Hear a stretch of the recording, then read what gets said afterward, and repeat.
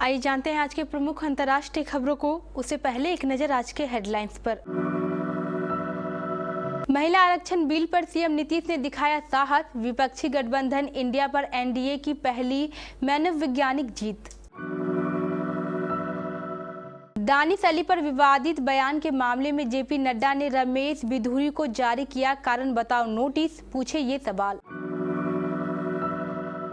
Train में महिला constable पर जानलेवा हमला करने वाला मुख्य आरोपी अनीस एनकाउंटर में ढेर, 2 गिरफ्तार।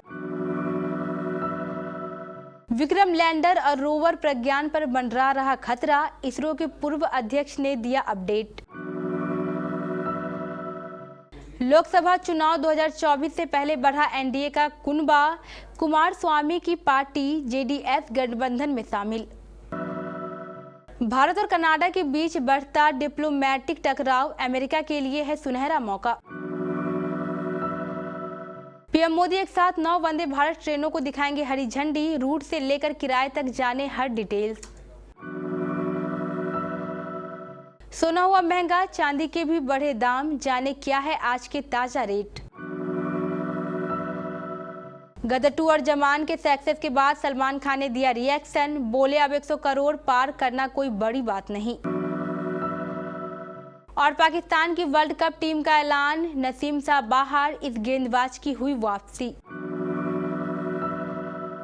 आरजेडी के राष्ट्रीय अध्यक्ष लालू प्रसाद यादव ने कहा था कि महिला आरक्षण बिल उनकी लाश पर ही पास होगा।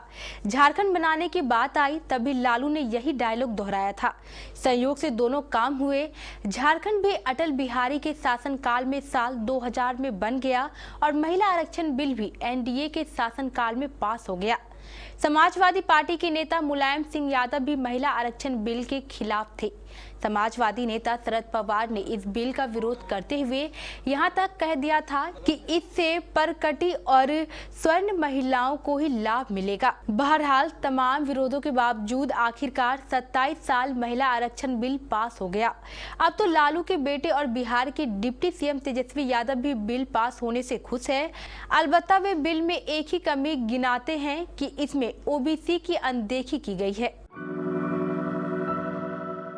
बीजेपी अध्यक्ष जेपी नड्डा ने सांसद रमेश बिधूरी को असंसदीय भाषा के प्रयोग को लेकर शुक्रवार 22 सितंबर को कारण बताओ नोटिस जारी किया।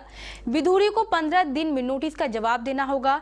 नोटिस में बिधूरी से पूछा गया है क्यों नहीं उनके खिलाफ असंसदीय भाषा के इस्तेमाल के लिए कार्रवाई की जाए। इससे पहले बहुजन समाज पार्टी के सांसद दानिश अली ने संसद में उनके खिलाफ अमर्यादित टिप्पणी को लेकर बिधूरी के खिलाफ लोकसभा स्पीकर ओम बिरला को लेटर लिखते हुए कार्रवाई की मांग की है। सरयू एक्सप्रेस में महिला कांस्टेबल पर जानलेवा हमला में शामिल मुख्य आरोपी पुलिस मुठभेड़ में मारा गया है, जबकि उसके 2 अन्य साथियों को गिरफ्तार कर लिया गया है। एसटीएफ और अयोध्या पुलिस की ज्वाइंट ऑपरेशन में एनकाउंटर के दौरान मुख्य आरोपी मारा गया। इस मुठभेड़ में एसओ पूरा कलंदर रतन शर्मा व 2 अन्य सिपाही भी घायल हो गए हैं। यह मुठभेड़ थाना पूरा कलंदर के छतरीवा पारा केल मार्ग पर हुई। अयोध्या में सावन मेले के दौरान सरयू एक्सप्रेस में महिला मुख्य आरक्षी पर जानलेवा हमला हुआ था। खबर के मुताबिक पुलिस एनकाउंटर में मारे गए बदमाश अनीस के 2 अन्य साथियों आजाद और विशंभर दयाल उर्फ लल्लू घायल को भी गिरफ्तार कर लिया गया है। चंद्रयान 3 मिशन के विक्रम लैंडर और प्रज्ञान रोवर को आज स्लीप मोड से बाहर लाने की तैयारी चल रही है। पिछले 16 दिनों से यह स्लीप मोड में थे। दरअसल चांद पर रात होने के कारण इन्हें स्लीप मोड में डाला गया था। इसरो एसएसी के पूर्व चेयरमैन जी माधवन नायर ने न्यूज एजेंसी एएनआई से कहा कि विक्रम लैंडर और प्रज्ञान पिछले 16 दिनों से स्लीप मोड में है। इस दौरान सतह पर तापमान 150 डिग्री सेल्सियस से अधिक था। ऐसे में बैटरीक इलेक्ट्रॉनिक्स और अन्य तंत्र कैसे काम करेंगे, यह एक चिंता का विषय है।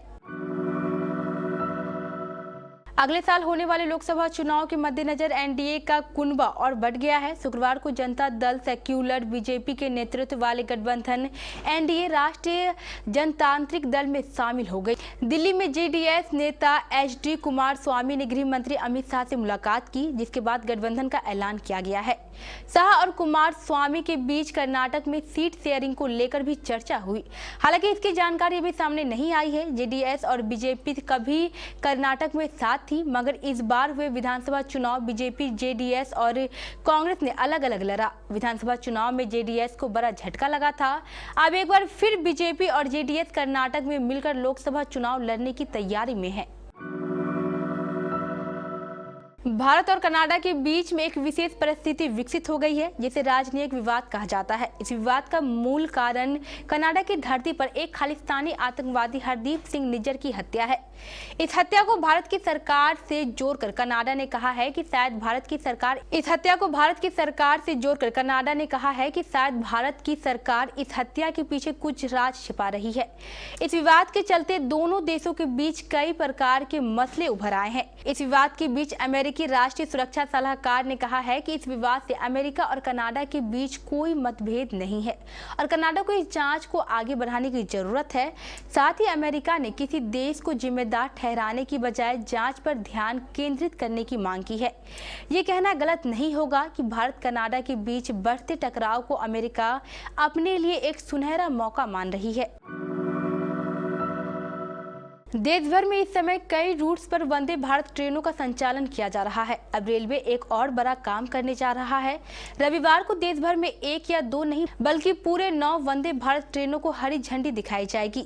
24 सितंबर को पीएम मोदी इन सभी ट्रेनों को हरी झंडी दिखाएंगे। पीएम मोदी वीडियो कॉन्फ्रेंसिंग के जरिए अलग अलग राज्यों की ट्रेनों को हरी झंडी दिखाएंगे। आपको बता दें, ऐसा पहली बार होने जा रहा है कि जब एक साथ 9 ट्रेनों को लॉन्च किया जा रहा है। रविवार को 9 ट्रेनें लॉन्च होने के बाद देश भर में वंदे भारत ट्रेनों की संख्या 33 हो जाएगी। लगातार 2 दिन दाम में गिरावट के बाद आज वायदा बाजार यानी मल्टी कमोडिटी एक्सचेंज पर सोना हरे निशान पर कारोबार कर रहा है। हफ्ते के आखिरी कारोबारी दिन सोना शुरुआती दौर में गिरावट के साथ 58,730 रुपए पर खुला था। इसके बाद दिन में 12 बजे तक सोने में तेजी देखी गई और यह कल के मुकाबले 30 रुपए यानी 0.5% की तेजी के साथ 58,852 रुपए पर कारोबार कर रहा है। कल यह 58,822 रुपए प्रति 10 ग्राम पर बंद हुआ था। सोने के अलावा चांदी की बात करें तो यह भी आज हरे निशान पर कारोबार कर रही है। शुरुआती दौर में चांदी में आज गिरावट देखी गई थी, लेकिन 12 बजे तक इसमें तेजी देखी गई और यह 402 रुपए यानी 0.55% तेजी के साथ 73,470 रुपए प्रति किलोग्राम पर कारोबार कर रही है।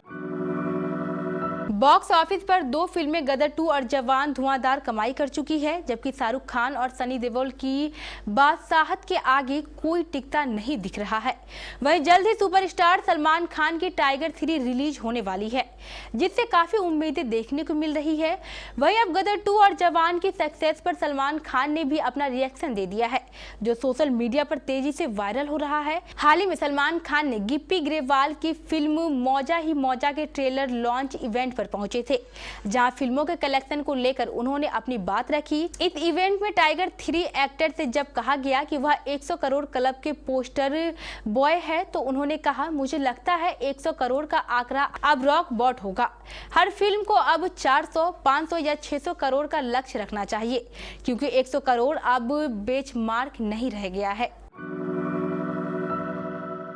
भारत में होने वाले क्रिकेट वर्ल्ड कप के लिए पाकिस्तान की क्रिकेट टीम का ऐलान हो गया है। टीम की कप्तानी बाबर आजम को मिली है। उप कप्तान शादाब खान होंगे। नसीम शाह इंजर्ड होने के कारण टीम में जगह नहीं बना सके हैं। टीम में तेज गेंदबाज हसन अली की वापसी हुई है। पाकिस्तान ने शुक्रवार को क्रिकेट वर्ल्ड कप 2023 के लिए कप के लिए अपनी टीम की घोषणा की है। नसीम शाह कंधे की चोट के कारण टूर्नामेंट से बाहर हो गए हैं। दाएं हाथ के तेज गेंदबाज हसन अली, जिन्होंने आखिरी बार जून 2022 में एक दिवसीय मैच खेला था, उन्होंने नसीम की जगह टीम में वापसी की है। एशिया कप में इंजर्ड हुए हारिस रऊफ वहीं फकर जमा ने भी अपनी जगह टीम में बरकरार रखी है। ये थी हमारे कुछ प्रमुख अंतर्राष्ट्रीय खबरें। स्थानीय खबरों को जानने के लिए चलेंगे प्राइम स्टूडियो।